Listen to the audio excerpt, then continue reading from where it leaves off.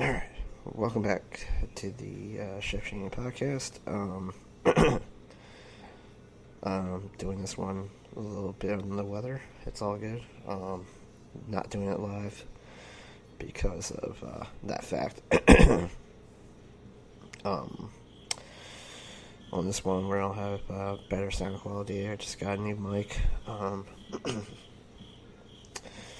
So that's really, really exciting. Also got a new laptop, so it won't really won't sound like shit anymore. Well, tonight, let's just get into it. Tonight's episode is going to be about Gears of War, the Gears saga. I'm just going to write down the line and kind of like review what has happened, what the games are like, what y'all know what to expect from the last probably 4 or 5. Yeah, 5 technically. Judgment always throws me off. Obviously you can tell from those, but it's just a good one. I thought good topic for right now. A lot of people are into Gears right now. Excuse me. With that, let's get into it real fast. Yeah, I sound like shit. Alright, let's do it. Everyone knows Gears starts out with basically this Mark is being trapped in prison because of his position he took against the COG during the events of E-Day. Things happen. We all know, what kind of went on during this. As you go through the first 3 games, basically that's how he finds out more and more about how he was able to how that was meant to be. It was a very good game. This was the only one to never have a horde mode. Even when they remastered it, they left it alone. They left it just as the campaign and the multiplayer. It was really, really good. Just a solid game. It was one of my favorites. Just regular campaigns. You could walk through that time and time again and not get bored. The first time you saw all those creatures of the Locust, it was just amazing the way they put that game together. It was really, really good. Let's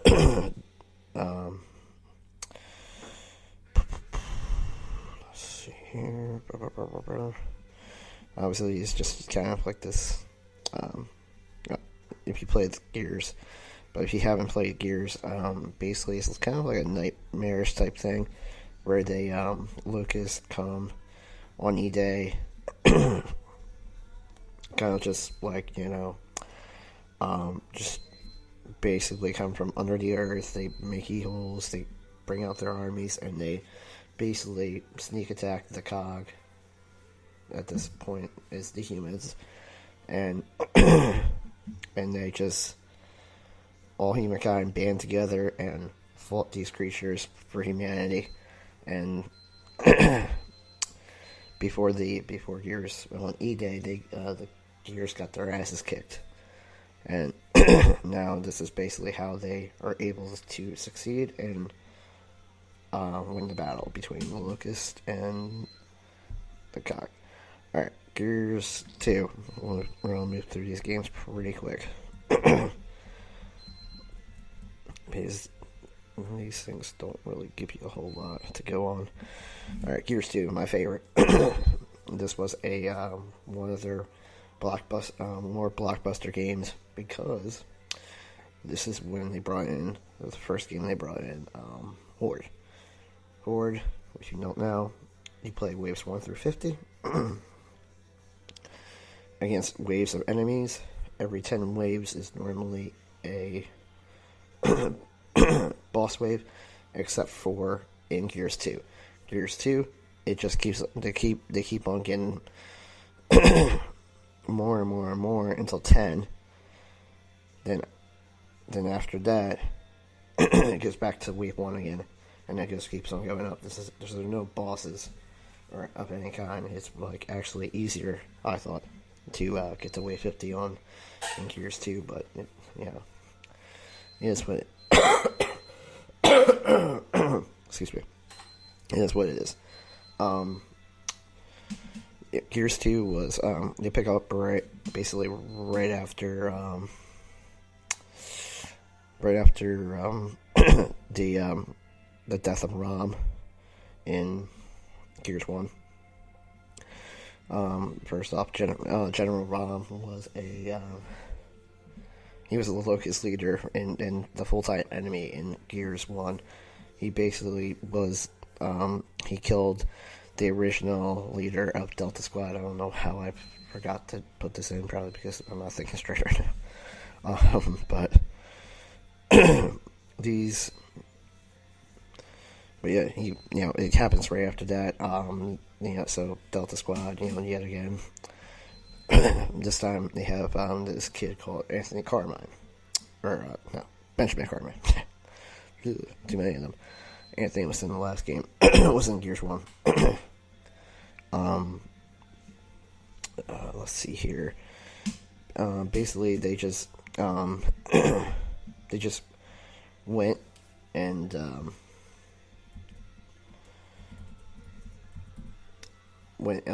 they went underground for the first time in this game. I think that is in Chapter 2, Denizens. You'll be able to, you go underground and you fight the locusts in their turf. And basically the whole game's about fighting them on their own turf. You come up every once in a while to the surface, but mainly you fight them down in their stuff, so you're always outgunned and outmanned. It was a very intense game. I loved it. I loved every second of it. Especially even the, just everything about this game was like just ridiculously good. The bad guy in this one was Scourge. And like you see the Queen for the first time and all that. See what she's all about. I mean, this game had everything into it. It had all the intense action that you want. It has Cole in it, so it always has that nice sense of humor to it. They just did a nice job building the cast up from the first game. And yeah, that's basically Gears 2. I mean, it's just a great game. If you have not played it yet, you're missing out. Just go and play it. This one is like, that one was just baller. Let's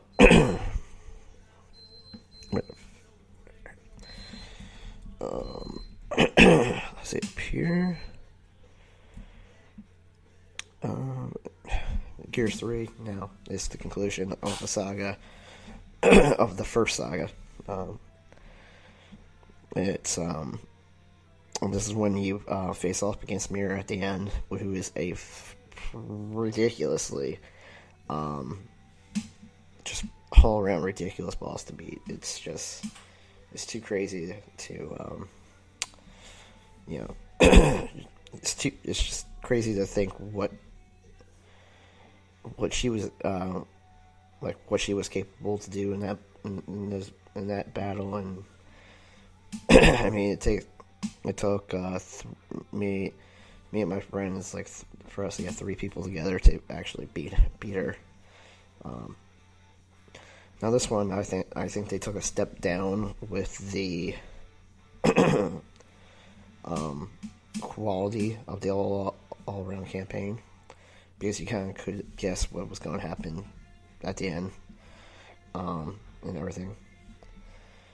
The only twist that they put in at the end was indeed Carmine,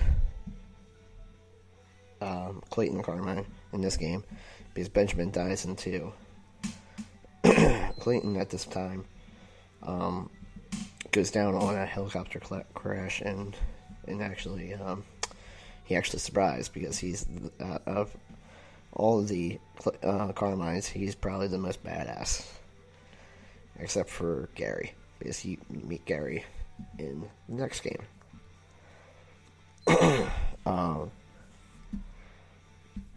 But yeah, it was like this takes place kind of like 18,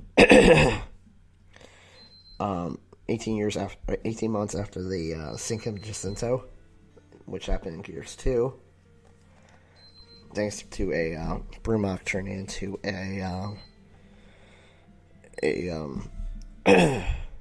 into a giant bomb for emulsion. So, 18 months after that, it's basically they sunk their last refuge, so now they have to be mobile. They're on like ships and stuff like that. So the locusts are using different methods to get onto their ships. These kind of vine-looking things. They hop through those, pop out of them onto the boats and stuff like that. It's just insane to think about, and they did a great job for this game, I think. But they could have done better. They could have improved. But I think excuse me. Yeah, this one was just a great all around game. Except for they did cheat things and in horde and multiplayer, and so basically your cheats can basically knock someone out and basically knock a person out with like one hit, which wasn't I don't think that was cool, but it wasn't everyone. No, you couldn't take down Swarmox or not Swarmox, Brumux. Excuse me again. All right, Gears of War Judgment. Where did I go? All right. Let me get that back real fast. All right.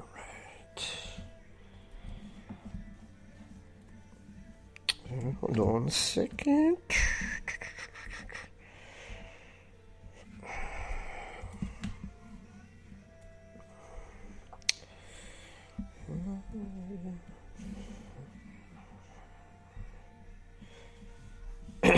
Sorry. Zombies on by Devils. Or Babbles. Yeah, Babbles. I'm not having a good night.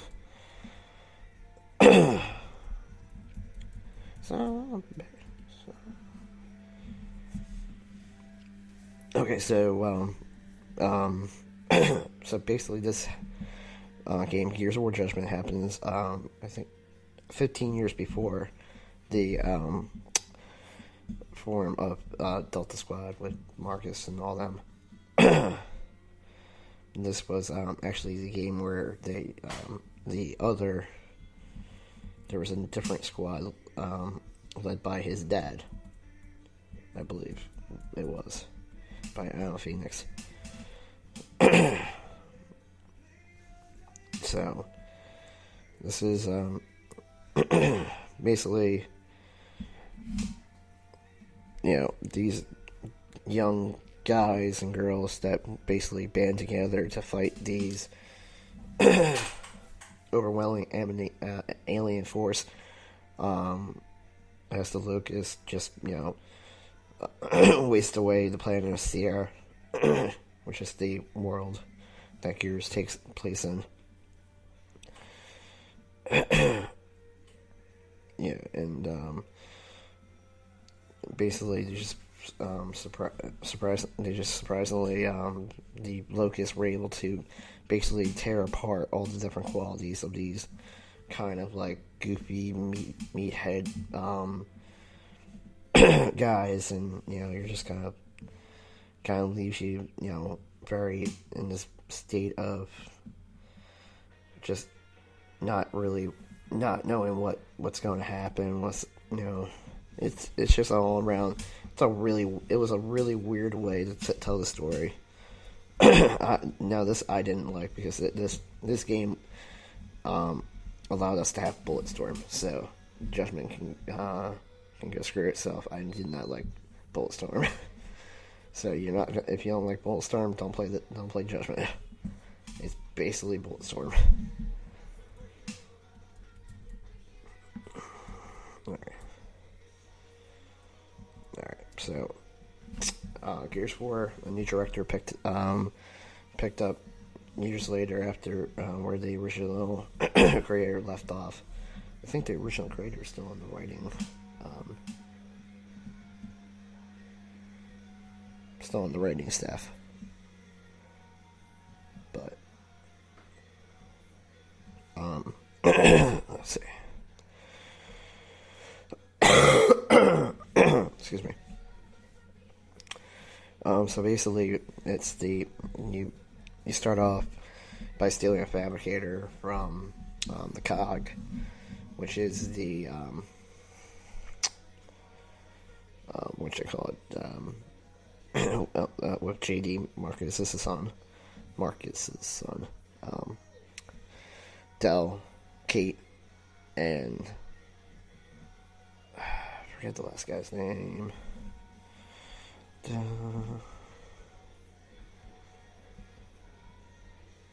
Forget her uncle's name. It's Kate's uncle.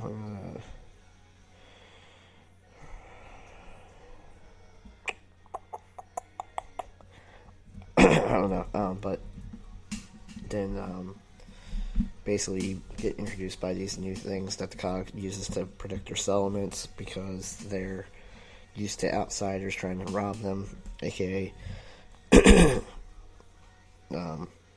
JD and Del and Kate and Oscar. Oscar was the other one. I knew I was about to kill myself on that one. Just kidding. I'm not serious. I couldn't believe I forgot his name. Someone would have actually taken me serious. But they basically try to steal the fabricator. You're just like, all right, cool. You get trackers, DBs,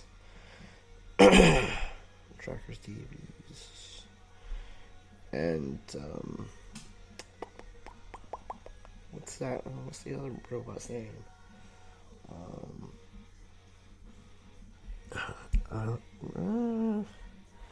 Come on. I forget the other one. Let's see if it has it down here and here.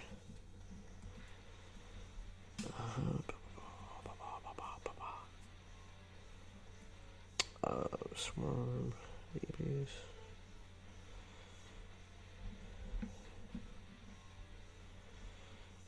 Guardians, another one. I forget the other one though. It's not neither of these. It'll probably come to me, but basically you get introduced to all of that. You leave that, and then the cop keeps on chasing you down while you're trying to get back to the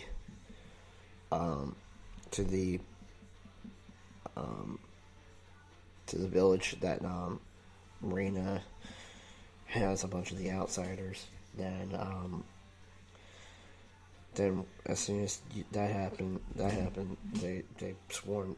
The cog swarms the place, tries to take back the fabricator and kill you in the process. Don't matter, kills you in the process. They don't care.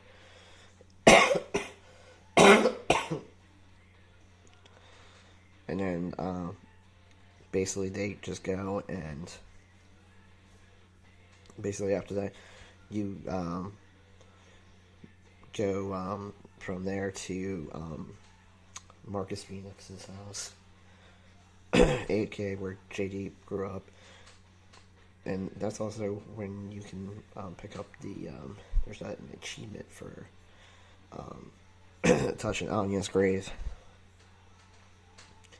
Never knew that. My buddy told me about that. But yeah, it's basically that, and you go through the entire thing, and then you I forget the boss at the end of this game. It's been a long time since I played the campaign and went through all the way through. But definitely this game kicked serious ass, especially after Judgment. Judgment was just fucking terrible. I mean, it wasn't good at all. So you just needed a big step up from there, and it was ends up being a great game. Yeah, I was level 50 and everything. This got rid of the cheats from the Gears 3, which was greatly appreciated by me. Because you don't need those if you got real skill. Gears 5, yeah.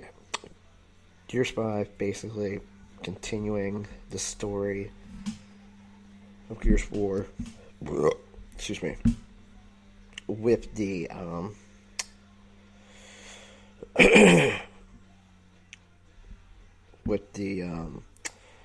telling it from the perspective of Kate instead of JD, which was big. Had a really big voice of pros and cons, and people came out and reviewed it and pros and cons. The whole thing, I really didn't personally care. Don't matter. I think Reyna and all of them have a better story background to them than JD and Marcus does anymore. So, and this was really a different game because they started bringing in these, Gears is getting huge, and with this game, and were able to bring in like some Halo super soldiers come in, and you can play them in the multiplayer, and you can also play as Dave Bautista in this one. I forget his character's name. He's out now. The Terminator you can play as in regular multiplayer. You can play as excuse me.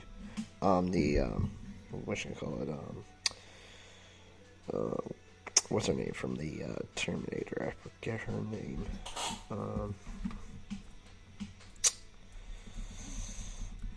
shit. What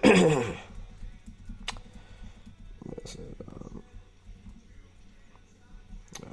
I don't know. Like I said, excuse me for not feeling great right now today.